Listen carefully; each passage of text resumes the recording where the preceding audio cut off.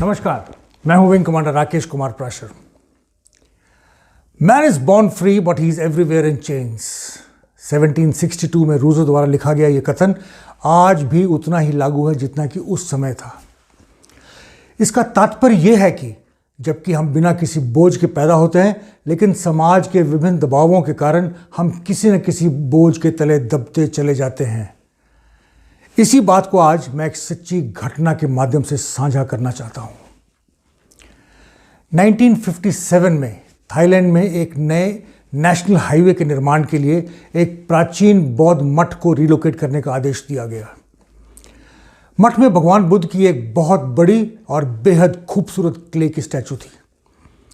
स्थानांतरण के दौरान स्टैचू गिर गई और प्लास्टर में दरार आ गई। मठ का भिक्षु बहुत दुखी हुआ। करीब से जांच करने पर उसने दरार में से एक सुनहरी चमक आती देखी। रहस्य को जानने के लिए जब उस भिक्षु ने प्लास्टर को काटा तो वह यह देखकर स्तब्ध रह गया कि मूर्ति वास्तव में ठोस सोने की बनी थी। इस कहानी के पीछे केवल एक अद्भुत इतिहास ही नहीं बल्कि जीवन बदलने वाला एक संदेश भी है। आइए पहले इतिहास के बारे में बात करते हैं। 18वीं शताब्दी में एक बार बर्मीज आक्रमणकारियों ने थाईलैंड में अत्युत्या साम्राज्य पर हमला किया। उन्होंने जबरदस्त नरसंहार किया और भारी मात्रा में सोना लूट लिया।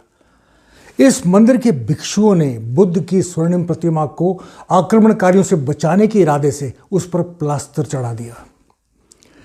नरसंहार में संभवतः सभी भिक्षुओं को मार दिया गया, पर मूर्ति को मिट्टी की मूर्ति समझकर नजरअंदाज कर दिया गया।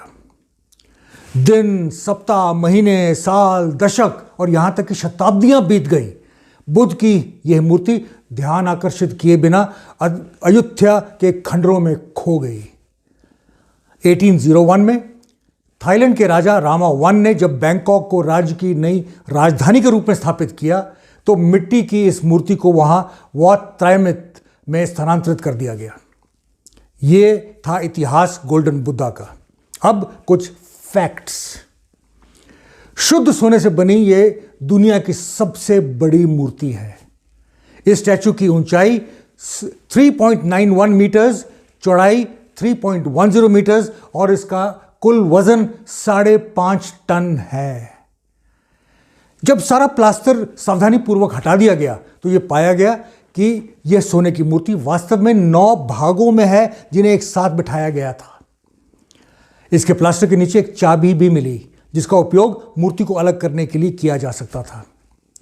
बुद्ध को भूमि स्पर्श की पारंपरिक मुद्रा में दर्शाया गया था और आखिरी मूर्ति के ऊपरी भाग को एक फ्लेम सुशोभित करती है। प्रत्येक फैक्ट बहुत सिंबॉलिक है।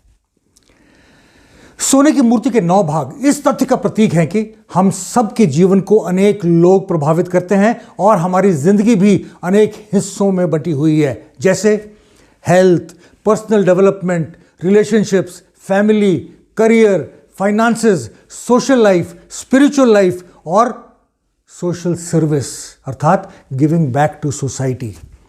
ये सभी अंग जब आपस में जुड़ते हैं तभी एक कंप्लीट ह्यूमन बीइंग का निर्माण होता है।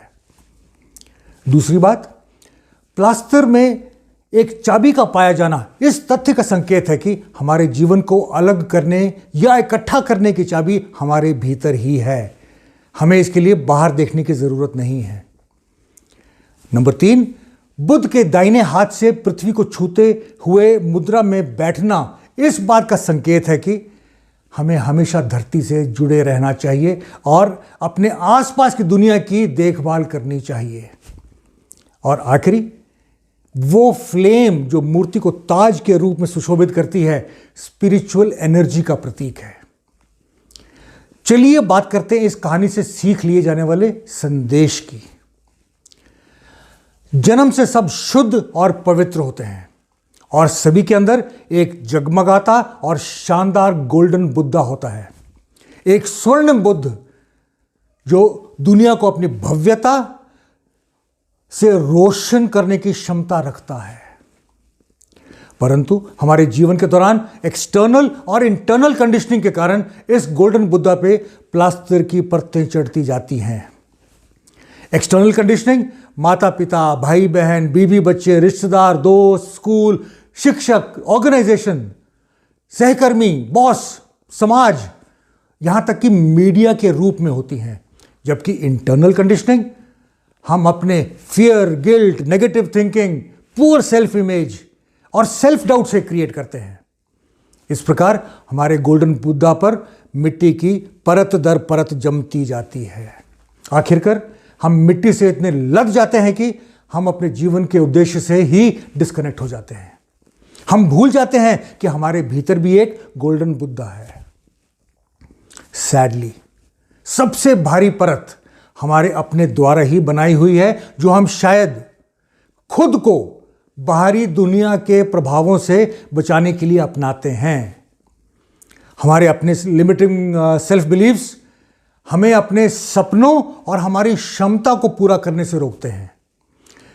कुछ लोग अपने मिट्टी के इस ककून से अपनी कड़ी मेहनत और समर्पण के बल पर निकलते हैं और दुनिया में अपने स्वर्णिम प्रतिभा के छाप छोड़ते हैं।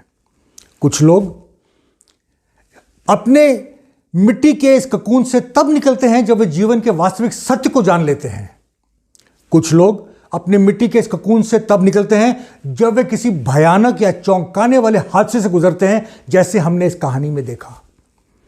दुर्भाग्य की बात यह है कि बहुत से लोग अपना पूरा जीवन अपने अंदर की प्रतिभा को उजागर किए बिना क्ले बुद्धास के रूप में ही काट देते हैं। दोस्तों, समय आ गया है कि अपने ऊपर इस मिट्टी की परतों और उसके द्वारा लगाई गई सीमाओं से हम खुद को मुक्त करें। Let go of the pains, fear, doubts, guilts, mistakes and experiences of the past that have conditioned you. Let go of everything that holds you down. Organizational level पर भी हमें अपने गोल्डन बुद्धा को पुनः रिक्लेम करने की आवश्यकता है। मेरा मानना है कि लगभग सभी संगठन मानवता को बेहतर बनाने के उद्देश्य से स्थापित किए जाते हैं, ना कि अपने इस ग्रह को या किसी के जीवन को नुकसान पहुंचाने के लिए।